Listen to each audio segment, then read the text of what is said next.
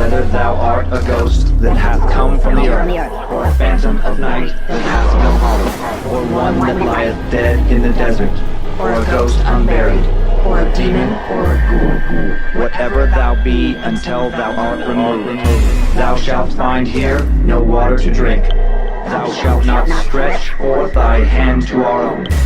Into our house enter thou not. Through our fence break through thou not. We are protected, though we may be frightened. Our life you may not steal, though we may be scared to death. Welcome to Scared to Death, Creeps, Peepers, Roberts, and Annabelles. I'm Dan. Hello, Dan. I'm Lulu Marie. All right, Lulu Marie. She's back. She's back. She's back. Well, don't forget, guys, this week on Thursday, October 23rd, in case you're getting this early, mark that date down, at 6 p.m. Pacific time, we will be kicking off our annual live Halloween show. So just grab your tickets now over at moment.co/scared-to-death, or you can find everything on the Bad Magic Productions website. And just like in years past, in case you forgot, if you can't join us on the day of the live show, you can watch the replay until November 6th. And if you do join us on the live show, but you're like, I just need to rewatch that, well, you can. You also have access until November 6th. So make sure you get your tickets at moment.co/scared-to-death and then pop on over to badmagicproductions.com and get your really awesome limited edition live merch featuring a vampire. Yeah, we're very excited for this show. It's going to be so fun. It's going to be so fun to have Logan back. It's like, you know. Band back together. Yeah, woohoo. All right. And then this week, and by back, we just mean in the studio. He hasn't gone anywhere. He's been here all along. And then, just before I dive into my little story, little recaps of what's going to happen, I just wanted to say that, around this time of year, we tend to get a bunch of new listeners looking for some paranormal fun to get them in the mood for the Halloween season. And so I thought that this week I would offer a little bit more variety to the show and to show our new fans the range of topics and the styles of stories that fans submit. So welcome to our fun, weird, accepting little family, new creeps and peepers. And by the way, if you were wondering, a creep, it's pretty obvious. Someone who just cannot get enough horror, while a creeper is someone who enjoys it kind of, regrets it often, and covers their eyes during a horror movie, peeping between their fingers, and yet they keep coming back for more. Mm-hmm. Well done. Well done. Thanks. Do you want to tell what your stories are about this week? I can start for sure. Both of the stories I'll be sharing today come from Thailand. I was doing some poking around. We've been doing this a while now and just looking for some other countries to explore their paranormal lore. Turns out Thailand has a lot of supernatural stories. And I think this is so cool. Just thanks to modern translation technology, I no longer have to search for just the stories written in English. Oh, yeah. So that really opens up the rest of the world, which is pretty awesome. So for my first story, we'll head to Bangkok and explore an abandoned and supposedly haunted skyscraper. For my second, we will head to one of Thailand's biggest college campuses, Chiang Mai University, to examine a few of the resident spirits there and also learn a bit about the relationship between Thai culture and the spirit world along the way in both stories.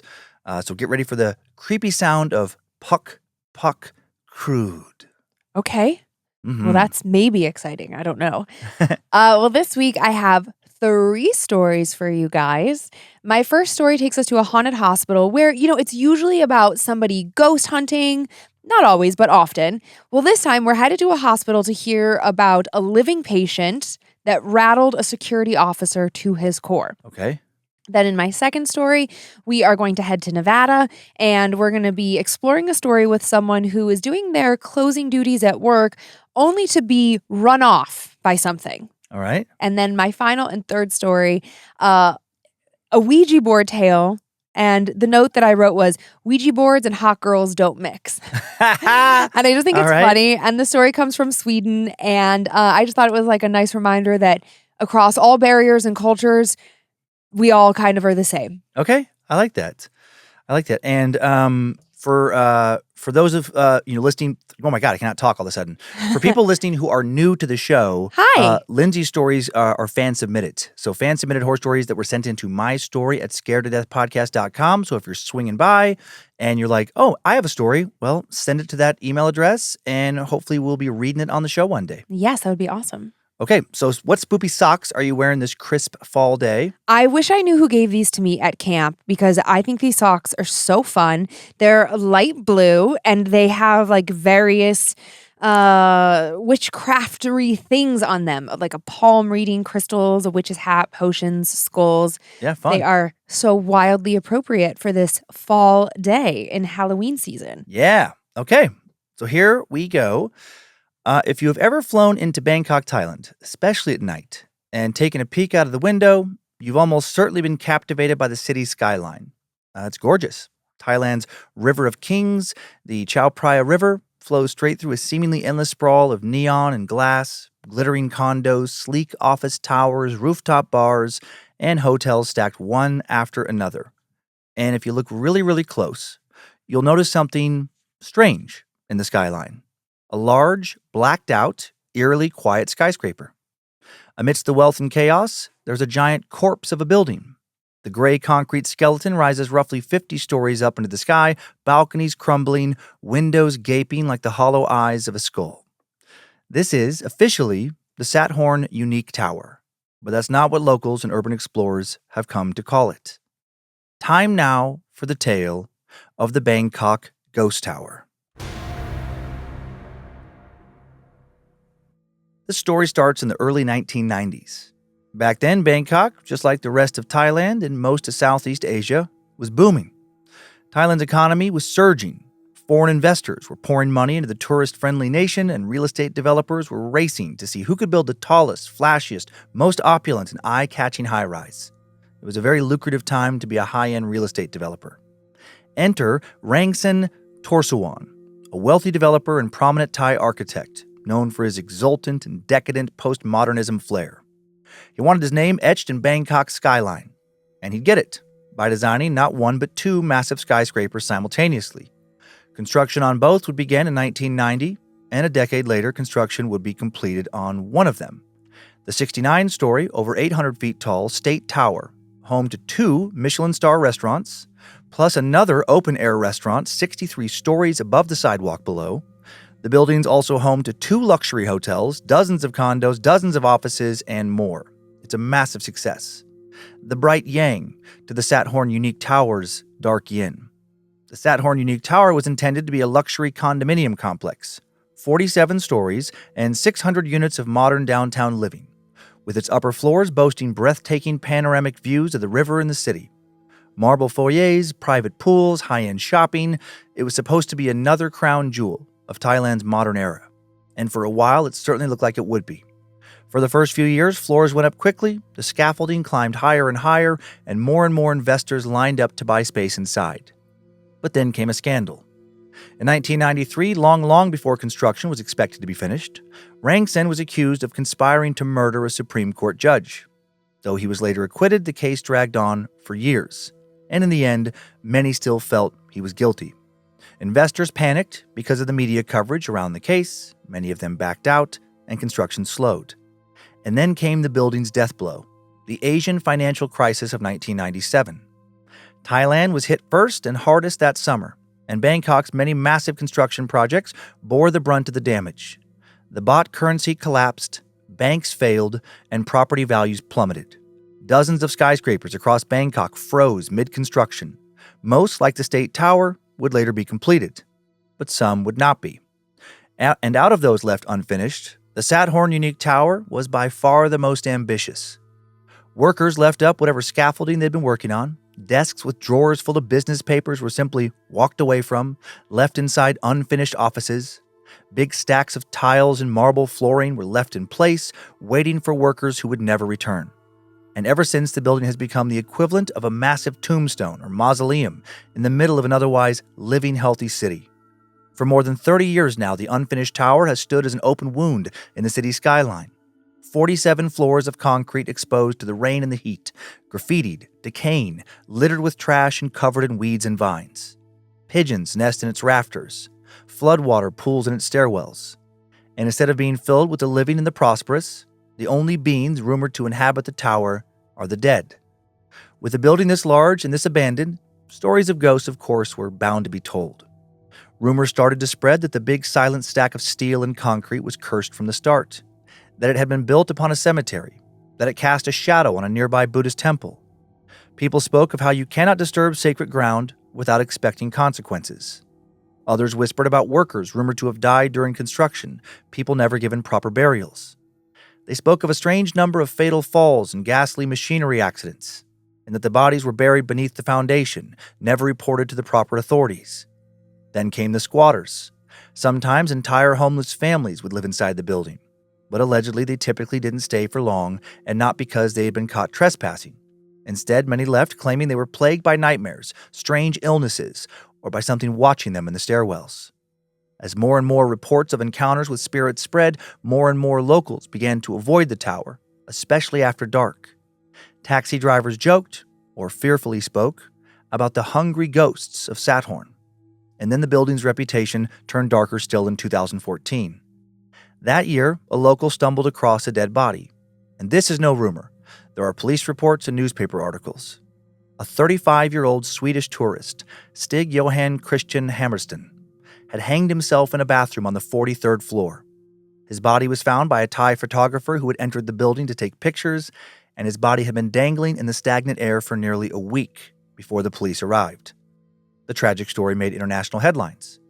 And in the wake of his death, the building began to be known, not just locally, but in articles published around the world, as the Ghost Tower.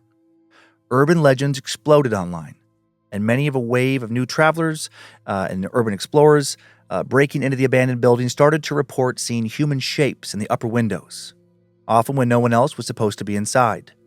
Some swore they heard chanting echoing from the stairwell. Others claimed to see a man in business attire swaying as if still hanging from that ceiling. Offerings began appearing in the building, bowls of rice, incense sticks, bottles of water, and small coins.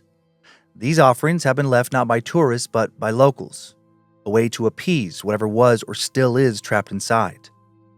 A belief in spirits is very strong in Thailand, much stronger than here in the U.S. Sathorn Tower's reputation grew much more sinister in the wake of Hammersten's death. To understand why, you have to understand something about Buddhist cosmology and Thai beliefs about death. In Buddhism, the universe is divided into 6 realms of existence, known as the 6 paths, and the 6 paths represent different states of rebirth determined by one's karma. Beings are born, they die, but they don't go away.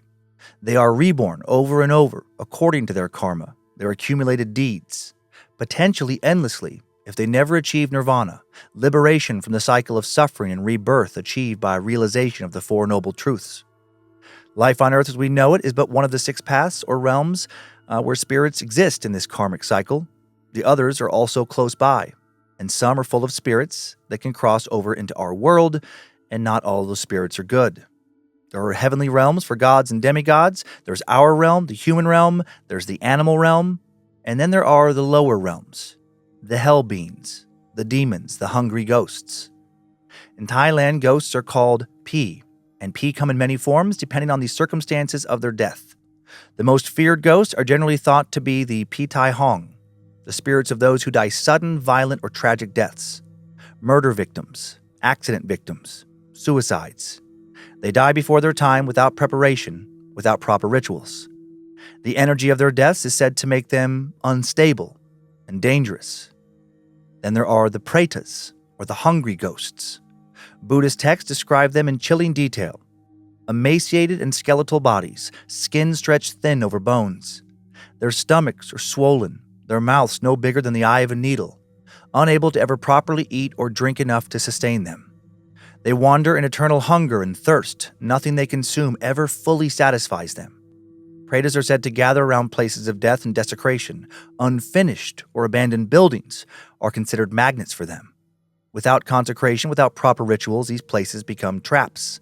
And suicides, like Hammersten's, these accidents leading to workers' deaths, the desecration of sacred ground, and now you have a building that isn't just unlucky, it's spiritually poisoned. And that is why locals, some of whom say they feel dozens of eyes staring from the concrete balconies above, leave their offerings. The people worry about angry ghosts. They don't believe that Sathorn Tower is abandoned. They believe it is fully inhabited, just not by the living. One of the creepiest accounts I've come across that's set in this building was not in a newspaper or a travel blog. It was buried in the thread for Thai ghost stories on expatforum.com, posted nearly a decade ago by someone identifying themselves as Nomad84. They said they'd been backpacking in Thailand with friends, and they decided to sneak into the ghost tower one night. Here is their claim. There were 4 of us. Me, my buddy Alex, and 2 girls we'd met at a hostel. We'd heard the stories and didn't think much of them. We knew the tower would be killer for photos. The skyline, the abandoned graffitied creep factor, it would be amazing on its own. Any ghost sighting would be an unexpected bonus. We paid a local kid a couple $100 baht to show us where a hole in the fence was and the best way to sneak past the security. He did exactly what we'd hoped.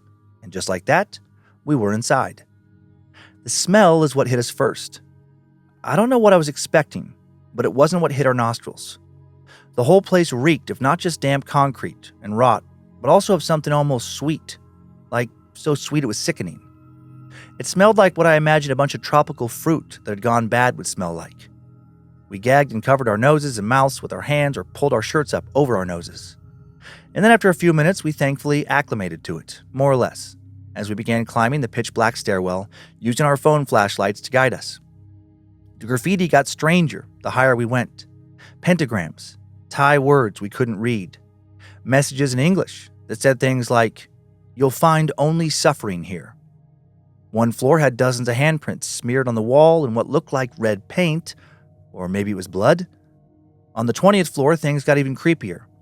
We found a bunch of melted candles in a circle. Inside the circle were a bunch of offerings, different kinds of food, and a bunch of water bottles. I'm glad I didn't know about pretas at the time. Someone clearly believed they were in the building, and they were trying to appease them by offering them blessed food and water that might actually leave them feeling full enough to move on and haunt someone else. When we walked past the circle of candles, the air felt heavier, and it didn't relent the further we explored. As we began walking up to the 21st floor, one of the girls, Jen, said she heard chanting, and we all froze. I didn't hear anything, neither did Alex. But Jen swore she heard low male voices repeating the same phrase over and over. She covered her ears and started to shake her head. Alex's light flickered. But still we kept climbing. Each floor felt a little more wrong than the last. Some were flooded in places, others had nests of pigeons that exploded into the air as we passed them, startling us into screams on more than one occasion. On one floor, there were dozens of children's toys scattered across the middle of the room. Dolls, trucks, broken action figures. Maybe they belonged to the children of some family of squatters. Or maybe someone put them there specifically to freak other trespassers out. Now I started to feel like we were being watched. By the 30th floor, I was literally sweating, and not just from walking up so many flights of stairs. I felt off. My chest felt tight. The other girl, Leah, said she had a headache so bad she felt sick. She wanted to turn back, but Alex insisted we try and make it to the top. We were so close. We all started arguing about whether we should keep going or turn back, our voices echoing up and down the stairwell. And that was when I heard it. Another voice that didn't belong to anyone in our group. I got everyone else to be quiet and then shouted, "Hello!" And in addition to an echo, another voice responded, also saying hello. The voice was lower. It drew the word out a little more and sounded like it was mocking me. And it was coming from up above. I shined my light upward. Ah! We all screamed when we saw him. We all saw the same man with the same gaunt face, wearing a suit with a rope around his neck, swaying slightly like he had just recently hanged himself. We all froze, unable to stop staring at him. And then he was gone, and we bolted. We started sprinting down endless stairs, sometimes tripping, sometimes slamming into the walls. And as we frantically tried to get out of the building as quickly as possible, it was as if the building decided to really show us all that was inside of it. We heard strange voices whispering things we couldn't understand. Our flashlights caught a number of shadows in the shape of people darting across the halls. Shadows that were either too tall or too fast. They were all too wrong. At one point, Jen started screaming that someone was following us. We didn't stop to look back, but we did hear what sounded like somebody chasing us. Finally, we stumbled out into the street and I started laughing nervously, hysterically from relief. It felt so damn good to get out of that hotel. But I still didn't feel normal. When we got back to our hostel, we all talked about how we felt like something had come back with us. I woke up in the middle of the night feeling a heavy weight on my chest. When I opened my eyes, it felt like something had just hopped down off of me. And a moment later, I saw a figure crouched in the corner of the room, long arms with a thin body. It was watching me. It didn't move or didn't blink. And right before I went to scream, it disappeared. Jen later claimed to see the same thing when I spoke to her the next day. Alex and Leah said they had terrible and vivid nightmares. We never made it to the top of the ghost tower, but we did all for sure see some ghosts. Didn't get any pictures of them, but we didn't need to. Since all four of us saw the same thing, I know what we saw and what we experienced was real. Nomad84's post is one of many from those who claim to have had intense paranormal encounters in Bangkok's ghost tower. I imagine more encounters will continue. The government keeps trying to board the building up, security guards patrol its base, but urban explorers and ghost hunters just keep sneaking in. And the more encounters they share online, the more other curious people will be drawn to the building and decide to come test their luck. The ghost tower might be abandoned, but it will never truly be empty. Sounds so creepy. I don't think we've had explored a building like this. I mean, some bigger buildings that are abandoned, but it's just crazy to see a building this enormous. Yeah. Look as decrepit as it is. Just that it was just never finished. Yeah, I'm surprised that they haven't torn it down. I know. I've thought about that too, and I'm like, why haven't they torn it down? Obviously, it would be a big demolition project, and I'm thinking a very expensive demolition project. Yeah, probably. So I'm thinking maybe the city doesn't want to spend the money yet, or if it's still somehow privately owned, maybe somebody is waiting, like, please let somebody buy it off my hands. Oh yeah, and then develop, like tear it down. And build start something. over. Yep. Like somebody who doesn't have enough money to develop it, but maybe because of their other investments, they can keep paying whatever it costs just to let it sit there. I don't know. It feels wild. Yeah, I have some cool pictures. Yeah, let's see. This first one is just a really cool photo of just Bangkok, the skyline at night. Gorgeous. This comes from MIBREIT, Mibrit, -photo.com, something like that. This next one is a picture of the ghost tower, just from a little far away. It has that big billboard that they're at least using it for advertising space. Oh, okay. It doesn't, like, from this angle, it doesn't really look abandoned. I know, because what's crazy is, like, the structure of the building was all finished. Yeah. They just didn't get to, like, the sheetrock and the electrical stuff inside and everything, but, like, the bones are all there. So it does look like the skeleton when you look closer. Yeah. And here's another picture, and a little bit closer up, you can see, like, the greenery and the graffiti. Okay. Now I'm understanding. Yep, everything's dark. And that was from news.com.au. This is some graffiti inside from LaytonTravels.com. This is that you'll find only suffering here. Thanks, Leighton. Here's some urban explorers up on top of the building from the same website. Uh-huh. Just taking pictures and walking around. This one is so That's creepy. So creepy. From travel.9.com.au. And it's like somebody did this, like, Shadow Man graffiti in one of the abandoned rooms that looks like it's probably near the bottom with all the dirt. My heart started racing because just beyond the Shadow Man thing, in that, I guess, probably what was meant to be like a bathroom, the way that it is broken. Like a face? No, the way that it's broken in that back wall, there's sort of this, like, long, oblong colored spot. So when you were zoomed all the way out, I thought somebody had hung, like, a dummy there to make it look like. Oh, yeah. I see what you're talking about. Oh, my gosh. Yes. So for a second, I was like, oh, my God, what are you about to show me? I was so freaked out. And it made me think of that point in the story where they all see the ghost of a hanged man. Yeah. Also, why is it hanged and not hung? I don't know. But no one says I hanged a picture on the wall. No, I hung a picture on the wall. Correct. But when you're talking about a person, it is hanged. I know, but why? It makes my brain can't accept it. Yeah, I don't know. I struggle with that one. Yeah, a little etymology dive later, maybe. No thanks. I'll just continue being annoyed. I just am mad because I always get it wrong. That's a great story. Oh, thanks. Any questions or want to move on? Yeah, I think I'm good to move on. Feel satisfied? Okay. We will move on to Chiang Mai University. Jumping straight in.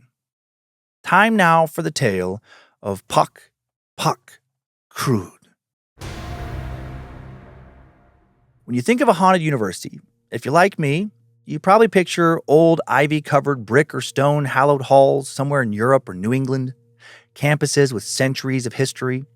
But actually, stories of haunted campuses abound all around the globe, including in Thailand, and they don't have to be old institutions. One Thai higher education institution in particular has become infamous for its eerie stories of the restless dead: Chiang Mai University, the first public research university in northern Thailand. And it hasn't even been around for a single century yet. But it has one of the most disturbing paranormal legends set at a school I've ever heard. Founded in 1964, the school is respected across the country for its strong academics and research. It's modern, bustling, and full of young, curious, light, and happy energy. But beneath its sunny surface, its campus is already steeped in ghost stories. And the most infamous of them all centers on the building known as the 7th Women's Dormitory, where dozens and dozens of students have reported encountering a chilling nighttime sound for many years now. Puck, puck, crude. According to local legend, that's the sound of a murdered student dragging herself up a stairwell, returning again and again to the place where her life was cut short. Chiang Mai University, typically called CMU, is set in a sprawling campus that sits at the base of the Doi Suthep Mountain, lush with greenery and overlooked by a famous Buddhist temple. The campus itself is massive, with lecture halls, laboratories, libraries, and dormitories that house thousands and thousands of students. Among them are the women's dormitory towers, plain high-rises where several generations of young women have now lived, studied, and dreamed, and where sadly a few have died. Like many Thai institutions, the university maintains a spirit house, a small shrine on campus, where students leave offerings of food, incense, flowers, and drinks to gods and ghosts, protective ancestors, and harmful spirits. The particular shrine is dedicated to a guardian spirit known as Grandfather Elephant, believed to protect the campus and its residents. The fact that such a shrine exists shows how deeply spirituality and ghost belief are woven into campus life. Students do not laugh off the supernatural in general. They make offerings to keep spirits they have no doubt are real on their side. And yet, even with the offerings, even with the guardian spirit watching, one restless spirit in one of the campus dormitories will not rest: the 7th Women's Dormitory. Ask enough students at CMU today, and eventually you'll come across one who knows the story. Years ago, a young woman living in the 7th dormitory was attacked late at night. Accounts of who attacked her and how differ. Some say it was a stalker, others say a fellow student. All versions agree she was not immediately killed, and she tried to escape, dragging her battered and bloodied body up the stairs towards safety, injured, scared, desperate, and dying. She never found the help she sought. Instead, she died in that stairwell, halfway between floors. And ever since, many students have reported hearing the same terrifying sound after midnight. Puck, puck, crude. Puck, the dull thud of her body hitting a step. The second puck, another stair climbed with trembling arms. Crude, the scraping sound of her broken body dragging itself upward. Over and over again. Puck, puck, crude. Puck, puck, crude. Sometimes the sound is heard on the staircase itself, other times from the hallway outside a dorm room.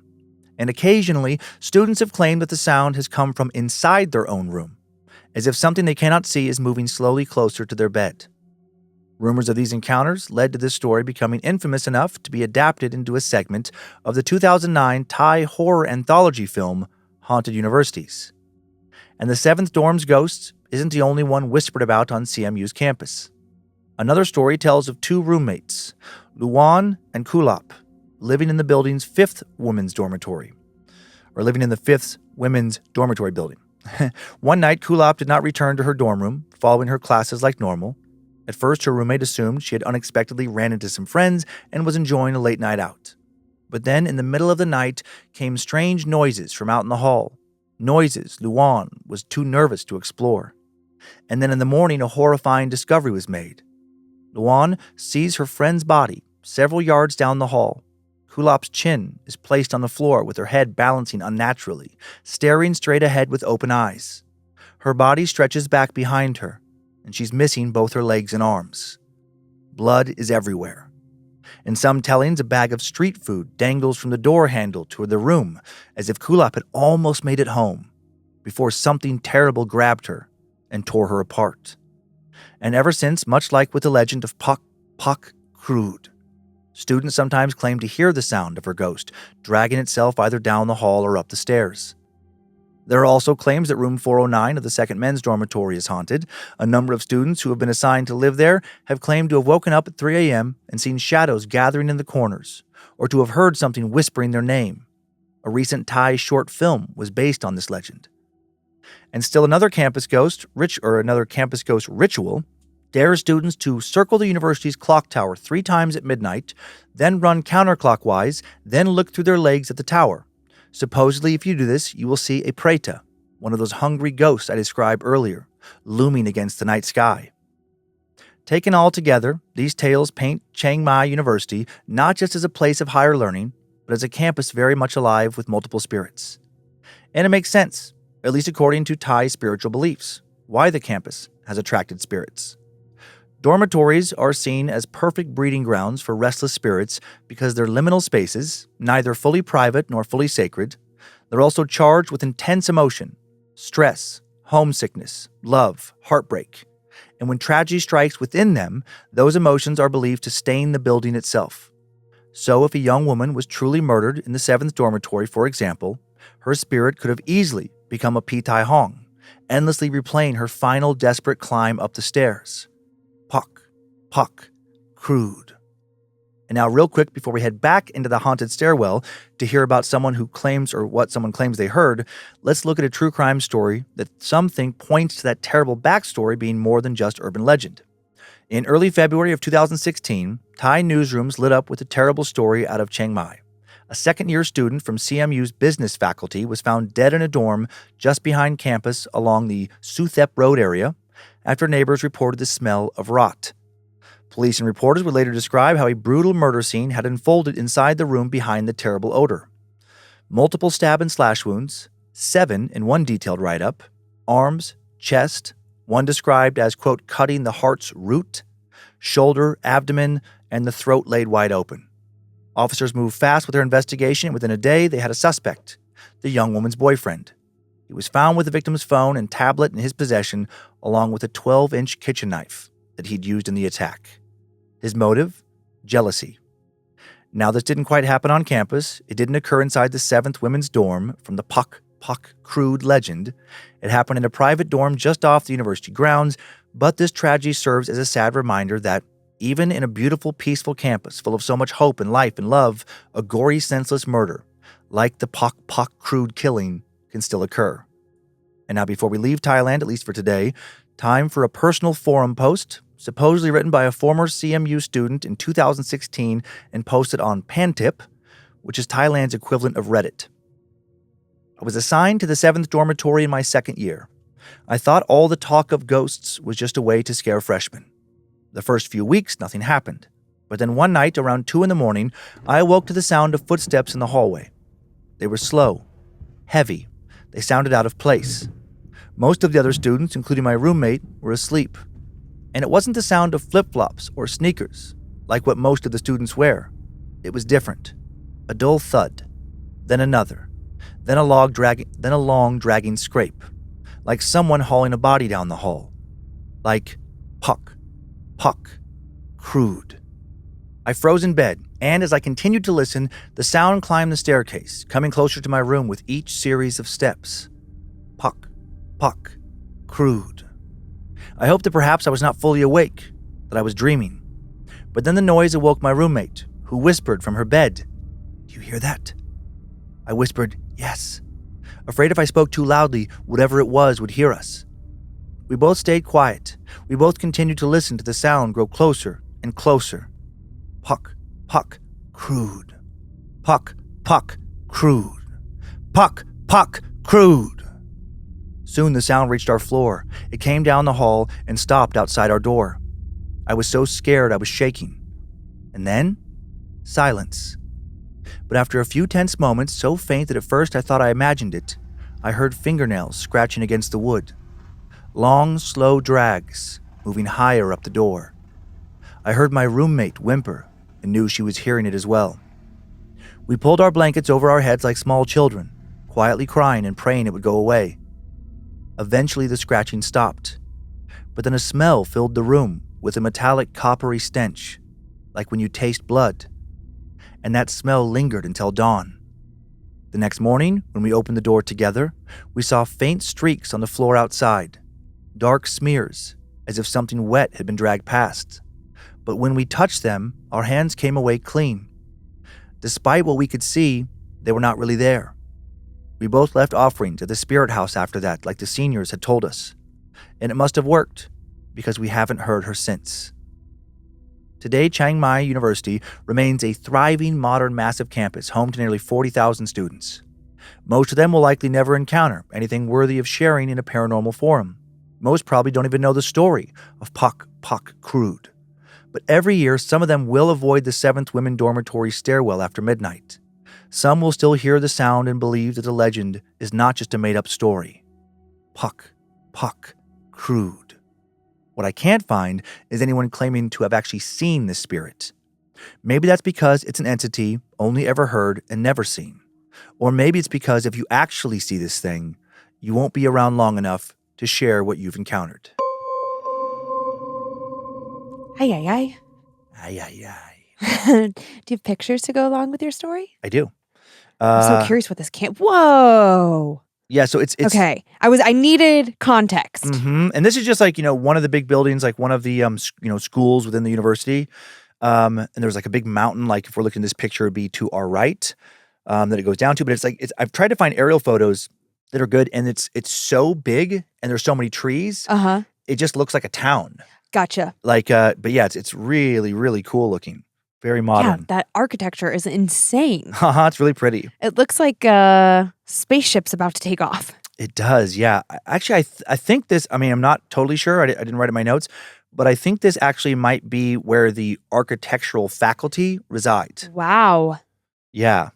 And then this next one I'm moving to Thailand. Do you want to come with me? I know, it looks really cool.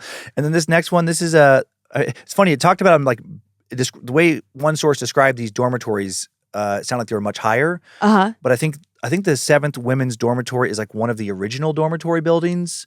And so it looks like it's about 4 or 5 stories. But it's very nondescript, just kind of plain. Yeah, it looks like a dorm. Yeah. Like a basic dorm.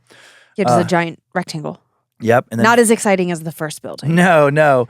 And then finally, this is just an illustrated depiction of the Preta, the hungry ghost via Pinterest, artist unknown. Well, no thank you. Yeah. It's a great drawing. Mm-hmm. It is. Yep. Some creepy stuff.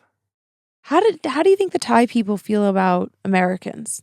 I've heard it is an extremely accepting and hospitable culture. Let's go. Kind of like when we were in Greece, like Crete. And yeah. That was kind of like one of the points of pride. Uh-huh. Was being very hospitable. I've heard that about Thailand. That historically very welcoming. Great. Because it looks awesome. It does. And I really like their food. It's very affordable.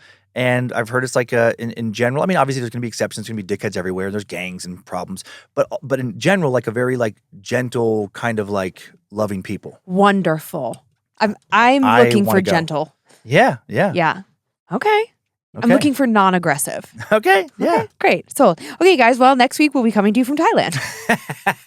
Just a drastic move also. Could you imagine we're just next week we record a new intro to an episode. Yeah. We're hey guys, just we'll be back next week with an actual new episode, but this week we're moving. We kidnap Monroe. You're gonna graduate high school in Thailand. It's gonna be awesome. Oh my gosh. Penny and Gigi. They're gonna be. They'd be fine. Oh yeah, they would love it. They'll be Thai doodles. Thai doodles. I don't know why that's so funny. Mm-hmm. I love that in my mind. The dogs have to become a different nationality. Yes, they're no longer American dogs. They're Thai dogs. They're Thai dogs. Mm-hmm. Actually, I do love that about dogs. They're nothing. Dogs are they're global citizens. Yeah, I guess so. They don't know anything about countries. Oh, yeah. But I was going to say there are certain dogs or certain breeds that come from certain countries. But yeah, the dog doesn't know that. Yeah. You're right. Yeah. Yeah, there's no such thing as a patriotic dog. Well, if you slap a flag on it. Yeah. It has no idea what, just whatever. Just give me some treats? Yeah. Okay. Just give me more pets? We'll put it on. I will do it. Reminds me of the Dodgers dog. I was just thinking about that. Yep, the Dodgers game. I know this is, we record this a little bit in advance, but we do enjoy the Dodgers. And in the wild card series, some fan brought this service bulldog looking dog, all dressed up in a Dodgers uniform. The little dog, he held the dog the entire game, both games, And the dog had sunglasses that the dog wore for the entirety of the game, both games. Camera kept going back to Very it. tolerant dog. Oh my God. I'm like, that dog is willing to put in some work to get some treats. Ginger would do it. Yeah, Penny would not. Penny would just be furious. Penny resists. Penny would run away. Oh, Penny poops. She'd find a different family that didn't make her do that for treats. The other day, Dan and I were talking, just like, if you have pets, you probably have a pet voice you use. Oh, yeah. You know, and you talk to them or about them. And so it's like we have Penny and Ginger, or we have Penny and Dee Dee. Hey, and Dee Dee. And so we were like, let's start a podcast called the Penny and Dee Dee Show. And we'll talk in our dog voices the whole time. And then we were just talking about what a terrible podcast that would be. My God. And how no one would want that. The most annoying voice. I do usually say when I go, especially if no one else is there and I go into the house and it's just the dogs. Yeah. I just like I've gotten in the habit of doing this little call out to them. I'm like, Penny and Dee Dee. And it just like they just get so excited. And for probably every dog owner already knows this, but if you want to like mess with your dog, I feel like it gives the dogs more of a sense of humor, just like tease them in certain ways. And I love doing their names in a weird voice because it riles them up. Yes, it does. If I just go Penny or Dee Dee, immediately they're on high alert. And then they run over to me and like pounce me and kind of nip at me like, Dad, stop. Dad, I don't care for that. But tails are wagging. It's been fun around Halloween to call Dee Dee Deedlejuice. Deedlejuice. And she's just like, okay, sure, guys. Yeah, I know. Whatever. She does not care. She's a funny dog. Mm-hmm. Okay. Well, speaking of dogs, I was trying to get a dog sponsor. Listen, this was my brilliant idea for Summer Camp 2026 because we know that Farmer's Dog does their corporate retreat at the same place that we hold summer camp. And I was talking to our ad agency today and I was like, listen, we could really use some corporate sponsors. And here's my pitch. If you get Farmer's Dog to sponsor us, we'll bring Penny and Gigi to camp. And then he goes, are you allowed to have animals there? And I was like, probably not, but I will sneak them in. Because that was my genius idea today. All right. Okay, Dan, do you have a Layla? I do have the black Layla. Okay, and for our new fans, Layla is like our little mascot. She came early on in the show, and she is like a little squishy stress doll that looks like a little voodoo doll. Yep. Dan and I have Layla's tattooed on our bodies, so if you We're don't like Layla, please don't let us know because you'll ruin everything. All right, let's dive into a couple of fan tales. Greetings, Suckmaster and Queen of the Suck. Hello. My name is Rob, and I'm a big fan of Scared to Death and Dan's comedy. Thank you. When you two opened the door to listener stories, I knew I had to share mine. This experience is so dark and twisted that I still struggle to process it. It caused so much havoc in my personal life that I eventually had to seek therapy just to get it off my chest, even if the therapist or anyone else thought I was crazy. But because I love you guys and the show and all my fellow creeps and peepers, I feel safe telling it here. So here it goes. In October of 2017, I was working as a contracted security specialist at a hospital in upstate New York. It had a large psychiatric ward, and because of budget restrictions, only one security officer was assigned per shift. You can imagine how chaotic that could get. I always tried my best to stay calm and approachable. I didn't want to intimidate the patients. Most of them appreciated that I treated them with kindness, even helping when the nurses and doctors were busy. But there was one patient who was different. Evil, even. He went by Martin, not his real name as far as I know, and no one ever learned it. Martin terrified everyone. He had a long rap sheet, aggravated assaults, an attempted murder, even luring minors into his truck, which he sometimes lived in. Female staff filed constant complaints of groping and harassment. His favorite trick was singing a grotesque, vulgar version of "You Are My Sunshine." I'll spare you the lyrics. In just 7 months at that hospital, I had several violent run-ins with him. He claimed he was the messenger of Satan, sent to spread fear and, quote, kill all that is good. Once, he tried to strangle a nurse with the cord of a blood pressure cuff. It took me and 3 others to pull him off. His strength seemed inhuman. I had to use a sleeper hold just to stop the attack. Whenever Martin was admitted, I'd have to post up directly at his room. No distractions allowed. But then, for a couple of months, he had disappeared. No admissions and no sightings. And I thought maybe we were finally rid of him. I was wrong. One Tuesday night in early winter, during one of the first storms of the season, I got a call to meet the paramedics at the dock near the morgue. Because of the budget cuts, security also handled transporting and processing the dead. We were the only staff with morgue keys. Snow was coming down so thick I could barely see as the ambulance backed in. I knew the two paramedics, they were usually upbeat, but that night they looked pale and rattled. And when they opened the doors, I understood why. On the gurney inside was Martin. I'd seen plenty of corpses before, but nothing chilled me like the sight of his face. I zipped the bag shut as quickly as I could. Still, I couldn't shake the feeling that some part of him wasn't really gone.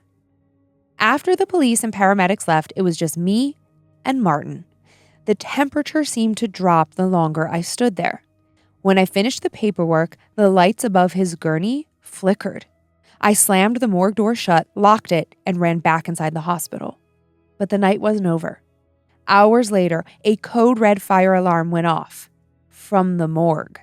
I sighed and headed back, annoyed but not alarmed, until I opened the door. The sheet was on the floor. Martin's body bag was unzipped halfway, his head and chest exposed, and his face, my God, his face, looked twisted into a clay-like grin, yellow teeth peeking out. Snow covered the morgue floor, nearly an inch of it. There were no leaks, no holes anywhere, but the thermometer read 38 degrees. However, it felt like -10. I immediately vomited. And then, as I zipped the body bag shut, the morgue door slammed behind me, my keys still in the lock, outside. I threw my weight against the door again and again, but it would not budge. The air inside was so powerful it felt alive. And then suddenly, it all stopped. Silence. Absolute, terrifying silence. The door finally gave way, and then I heard it. Whistling. You are my sunshine. And it was coming from Martin's body bag. That was it for me. I bolted, slammed the door, locked it, shut off the camera, ignored the alarms. I was not going back in there. Not for anything. The rest of my shift, thankfully just 1 hour, I sat in shock in the security office. And when my partner came in, I told him only that Martin had died and was in the morgue. I couldn't bring myself to say more. I took the rest of the week off. And when I returned, everything was back to normal. No more incidents. But I will never forget that night. Therapy has really helped me cope, but I still think about it all the time. If you take anything from my story, let it be this. If you've been through something traumatic, don't carry it alone. Talk to someone. There's no shame in asking for help. Peace and love to Dan, Lynze, and all the creeps and peepers. Rob. Thank you, Rob. That's a creepy ass story. It's so fucking creepy.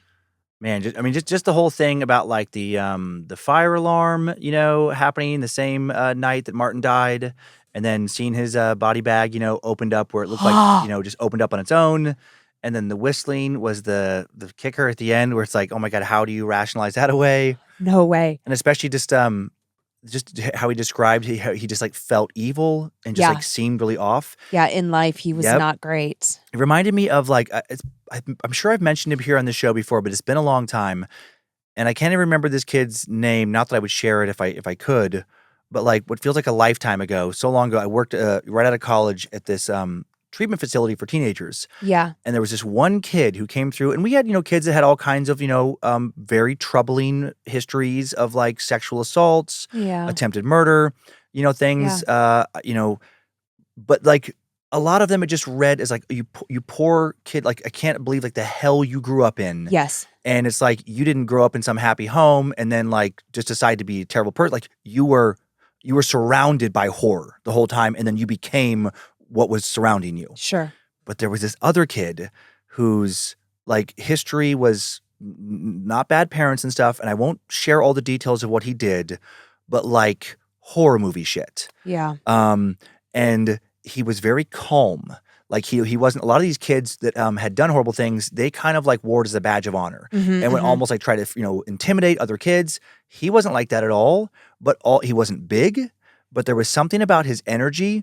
Every other kid, staff, everybody was blatantly scared of him. Dang. And he just and he had these Not that I know plenty of people can be into the occult. I am interested in the occult and be totally fine people, but it didn't help that he had these very like light occult tattoos on his face that were not like decorative. They were very like, numerical and certain lines and stuff, like very much like intended to be part of some ritual or something. Yeah. That kind of stuff doesn't usually bother me at all. I just feel like it's like, well, that's just what their belief system is, or they're doing it for show. With this kid, it felt like, no, something weird is going on here. And I'll just never forget his eyes. Like when he looked at you, it just like made you fucking break out in the chills. Yeah, you have chills right now just thinking of it. He was the only like teen I've ever been around that I was like, no fucking way will I ever be alone with this person. And I just had this feeling, I'm like, oh, he would kill me without a fucking second thought and it would mean nothing to him. And there were stories that he would get on these trains at this time and like this was like around 2000. And in Spokane, it was like a railway hub. I guess it still kind of is. But kids would hop the trains or whatever they called it, and then they'd go down to California, they'd go to Seattle, they'd go to Portland. There was all kind of rumors, and I remember hearing these from the other staff that they heard from like other street kids that, so-and-so went with this kid to Portland, and then no one ever saw him again. So-and-so went with this kid to Seattle, and no one's ever heard of him since. Yeah, and so that made you think of Martin, just like that inherent evil feeling. Yeah, he's literally the only person in my whole life that I've been around. I've been around people I thought were bad. Yeah. He's the only person I've been around where I'm like, this isn't normal bad. Yeah. Like there's something pure evil. Just evil in him. Yeah. Sad. Yeah. Scary. Uh-huh. Mm-hmm. Okay, well, you ready to hop into another creepy tale? Yes. Dear Lynze and Dan, let me first say that you two are just amazing. You both provide such a fun atmosphere to the show and make this Terror Fest a delight to listen to. That's nice. I've been a time sucker since Slenderman and Space Lizard the moment the option was available, and a loyal creep from the day this podcast was first aired. I love listening to your content and do my best to share it with those around me as much as possible.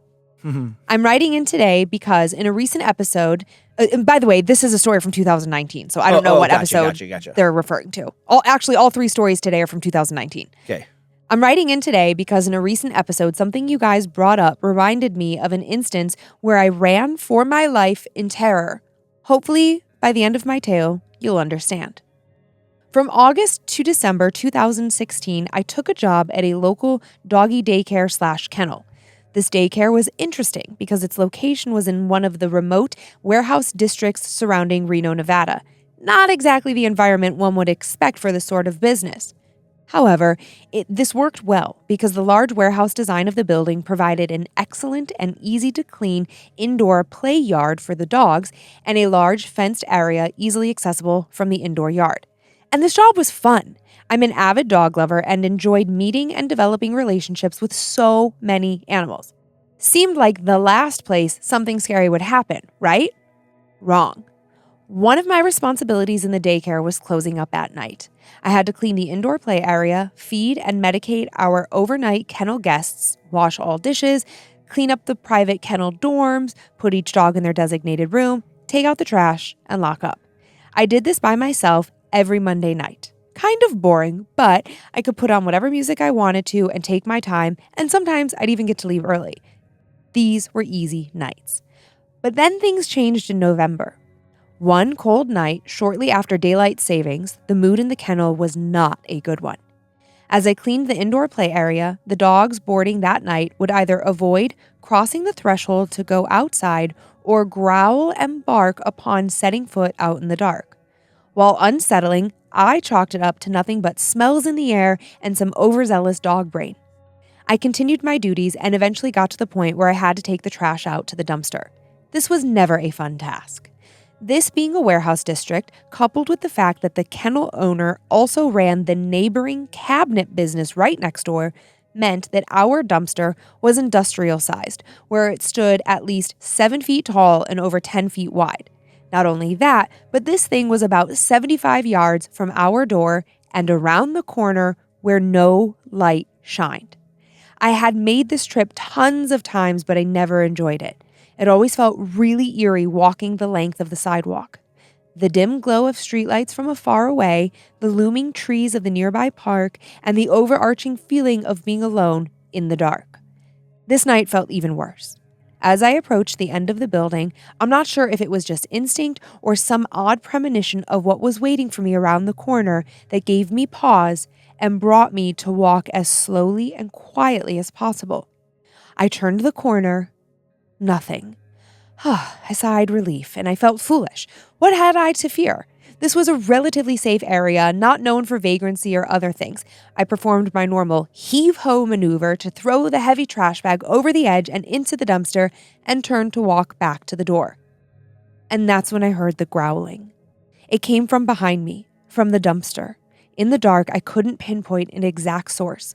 I froze, trying to make out what was making the noise. And I saw something that gave me the chills. Fingers.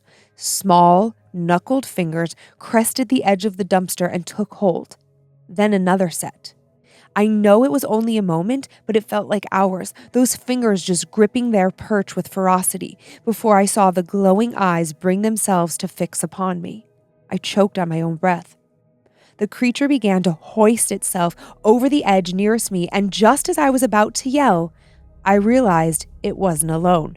5 more of these nimble monsters entered my sight, each crawling out of the dumpster, snarling and hissing, their spines curved unnaturally and violently, their teeth yellow and rough, and those eyes, catching what little light there was, shined with malice. I screamed, and I ran. I dared not slow at all. I heard the things hit the ground and begin to run as well, though I could not tell if they were giving chase. I wasn't about to try and find out. I made it to the door and slammed it shut behind me. Something told me those things would not be able to work the handle, but I locked the door just the same. I took a moment to catch my breath, looking out through the window of the door to see where those awful things had gone. Nothing. They had disappeared into the night. I sat there in the dark of our waiting room, panting for breath. I had gotten away.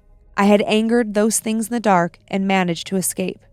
I don't care what Dan says. Raccoons are fucking scary. Your loyal creep, Patrick. That's so funny. Since that was from like 2019, I wonder what I was saying about raccoons back then. I don't know. But I loved it. I only included it because it's all the way until the bitter end. Yep. Because I was in hook, line, and sinker. I never thought raccoon as they were telling this story. It did not occur to me. That's really funny. Yeah, I thought it was great. And it is creepy. These things do happen and scare the shit out of us. God. And then we just laugh at ourselves. Yep. Yeah, raccoons, they do have, it's their hands. Because and they do seem like hands as opposed to paws. They just have, raccoon paws. Yeah, exactly. They have like these little fingers, little delicate little fingers. Maybe at that time you were calling me bird shoulder raccoon paw. Maybe, yeah. Who knows? I might have been in physical therapy for my shoulders then. Yeah. That's where it began for us. And their eyes, the way they're so dark, and the way they would glow in the light. Oh yeah, and they do love dumpsters. I know, and I can absolutely see myself. That's funny. I can picture myself in this scenario. Just taking the trash out to our own trash bins, or here at the studio, and just hearing something in the trash bin. Yeah. I would be petrified, and I would immediately jump to paranormal. Oh, I walked out of here one night. There's trash cans right outside the parking lot of like this building, and then there's a hotel across the street, and it has big line of trees on the side of it. And only one time in all the years we've been here, but walked out and saw like movement out in the darkness and like little bodies. And I looked over, and it was like 3 different raccoons climbing 2 separate trees. No way. 2 on one. Yeah, just like a little family of raccoons. I've never seen a raccoon climb a tree. Yeah. Funny. Yeah, because they can climb up onto houses and stuff. Sure. Oh, sure. Yeah. Of course they can. I've just never seen them do it. Yeah. And they are, like, at night, if you didn't have a good look at what it was, it would just, the way they move and stuff. Yeah. I'd be sketched out. Skittish. Yeah. Oh, God, it cracked me up so much. Yeah, that was great. Yeah. That was a really well-told story as well, so thank you, Patrick. Yeah. Okay. For variety and more actual spoops, I have one more. Okay. Hey, guys. Hello. I recently found your podcast on Spotify and have listened to all of the episodes. This is circa 2019 again. Yeah. You guys are great. As the headline says, I'm from Sweden, and I thought I'd send you a story that happened to me 13 years ago, and I still think about it to this day. When I was about 18 years old, I had talked to a girl named Emma on the internet for quite a while who had similar interests as I did. We decided to meet for the first time. Things went great all day. We talked and we laughed, and at about 8 p.m. that evening, we decided to go to a local pub and have a few drinks. This is when the subject of the paranormal came up. I didn't really believe in ghosts, spirits, and demons at the time, but Emma was very into it, and I didn't want to ruin anything, so I just agreed and kept the conversation going. At about 11, we decided to walk back to Emma's house because she said she had something to show me. As an 18-year-old kid, I was ecstatic, thinking I was going to get to see some nudity. However, when we got there, she pulled out a Ouija board. She said we were going to try to contact the other side. A little bummed, but also tipsy, I agreed, thinking I just needed to keep her happy. We sat down and she told me some of the rules of the quote-unquote game, and then she started asking questions. The planchette started to move, spelling out different answers. I was sure she had moved it, so I let go of the planchette and called her out saying, "Stop moving it, this is bullshit." She looked me dead in the eyes, let go of the planchette, and the thing kept moving. My brain went into fight mode, yelling out, "Get the fuck out!" to the board. The planchette moved to no. I then remembered Emma said that you should ask if you could say goodbye before ending the session. So I said, "I want to say goodbye now." Trying to sound as manly as possible, the planchette once again moved to no. Now this ticked me off, and in a tipsy rage, I challenged the spirit or whatever it was, saying I would kick its ass and how it wouldn't want to mess with me and so on. I then pushed the board away. I was done with it. All calm and quiet. Emma just sat there, I suppose feeling a bit afraid and maybe even excited at the same time.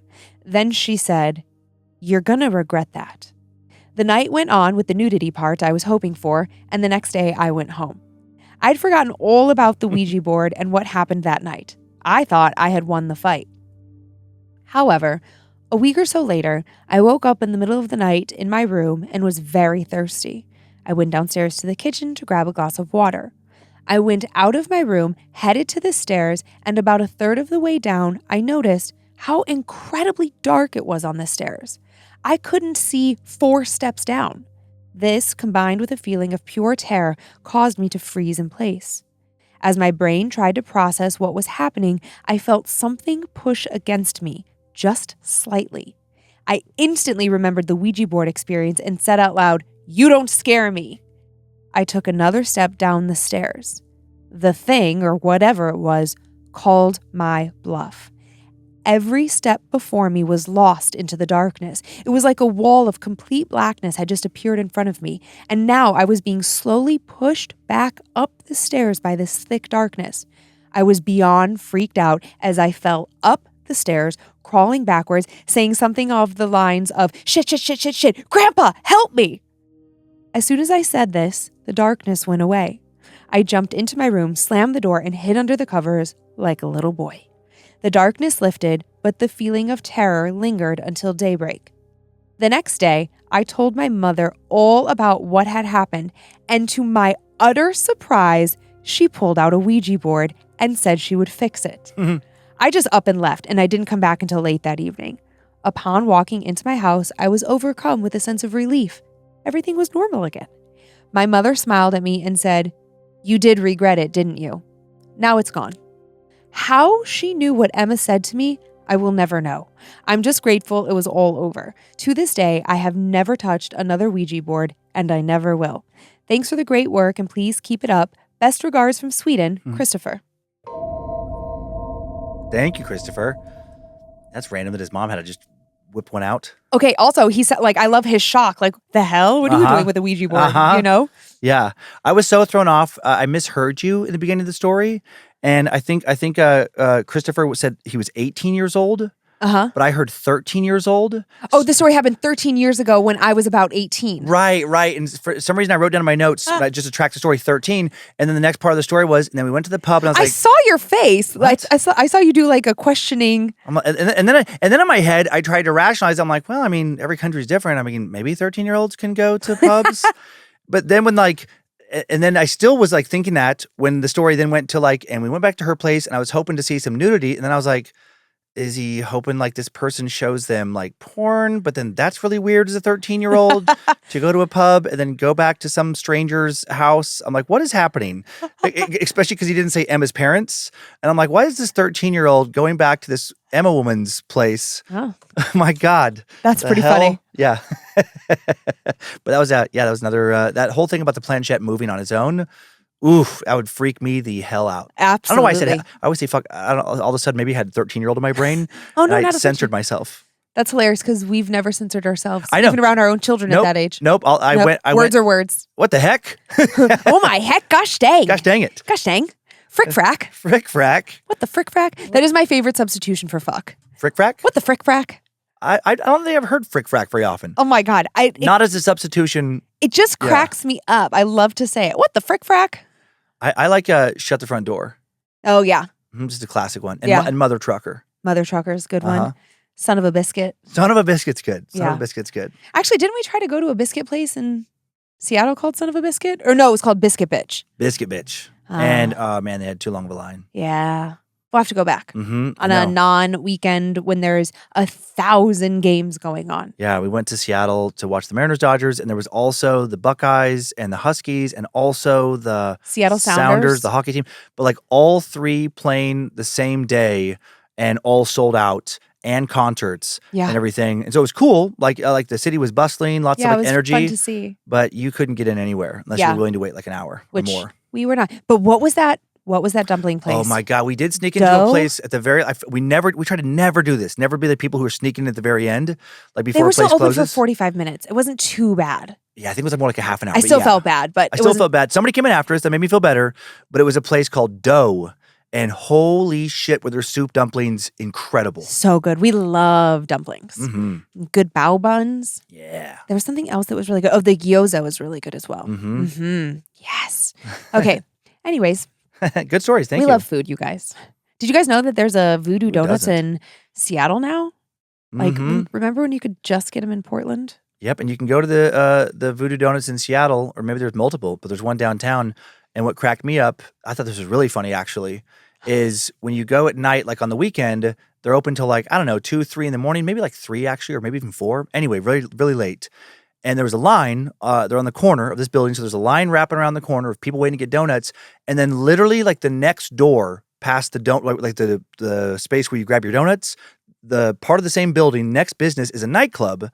And so constant confusion of people. They would end up waiting in the donut line and then be like, oh, God damn it. And they're actually like dressed for a club and they go to the club. Or there are people that go like to go get in the club line and then realize, oh, no, I just want donuts. Yeah. Yeah. It was like very obviously like a young person's club. Uh-huh. And like I would say 80% of the people that were like, hey, is this the line for the club? Were Latino. Uh-huh. And so it was just so funny because there's all these like, it was mostly older white people standing in line for donuts. Uh-huh. And then you would see like a few like young, cute Latinos. Yep, all dressed up. All dressed up.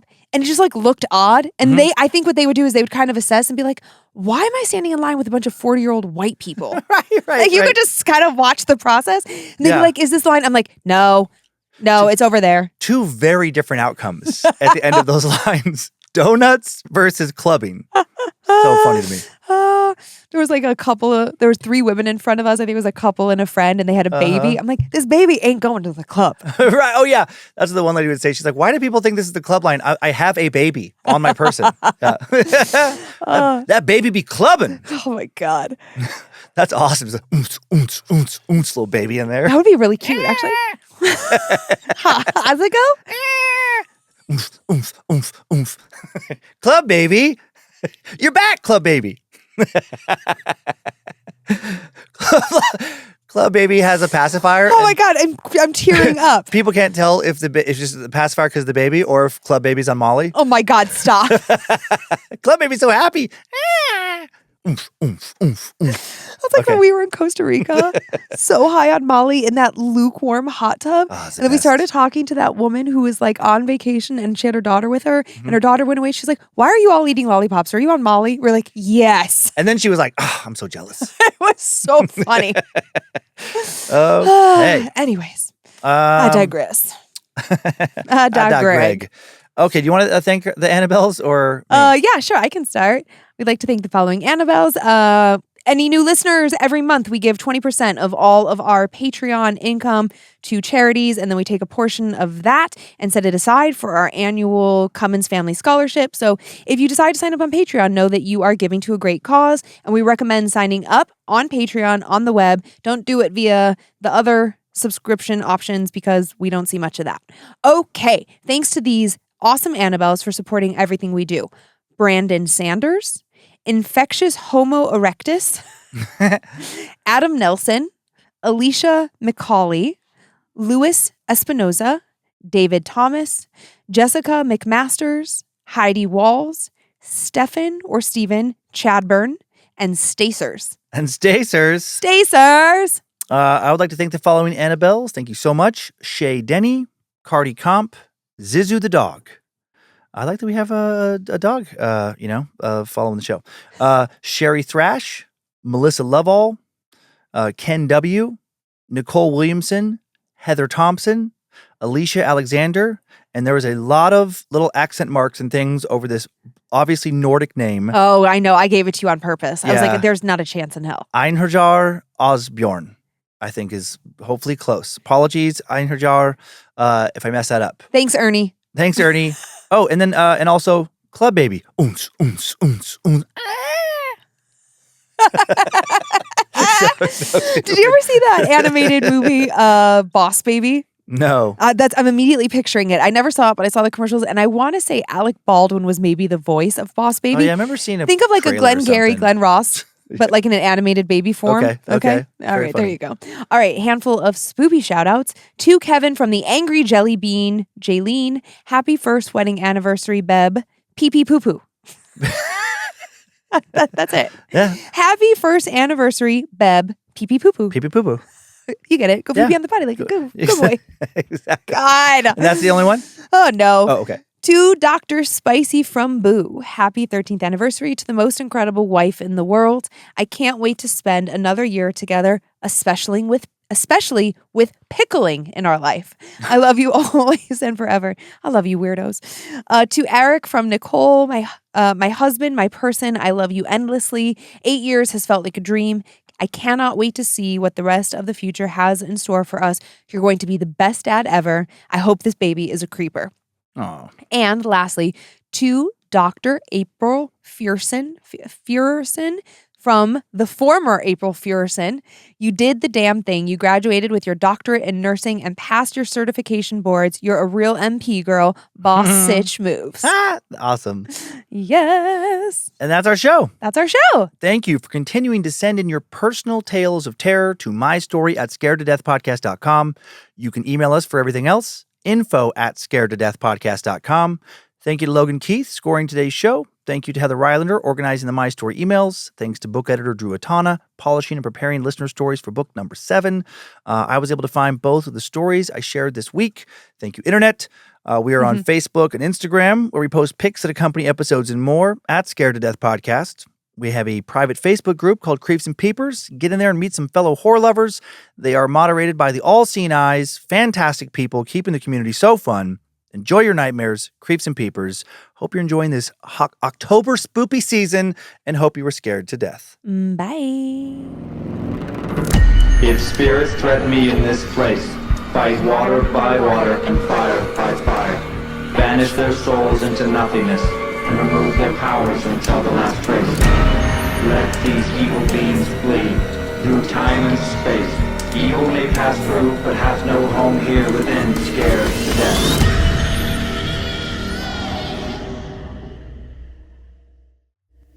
Mad Magic Productions. Yeah, there's no such thing as a patriotic dog.